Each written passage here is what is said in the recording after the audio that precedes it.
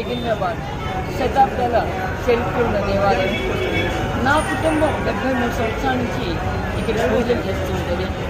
నా తండ్రి గారు ఒక కొబ్బరికాయతో మొదలుపెట్టి ఈ రోజుకి 190 కొబ్బరికాయలు మేము ఇక్కడ ఇచ్చుకునేటువంటి పరిస్థితి. నేను ఇక్కడ శాసనసభ్యురాలుగా ఈ గుడికి ఒక భక్తురాలుగా మారాను. మా అమ్మగారు కూడా ఈ గుడికి బయట చేయకుండా చేశారు. చాలా కల్పవల్లి దేవాలయం.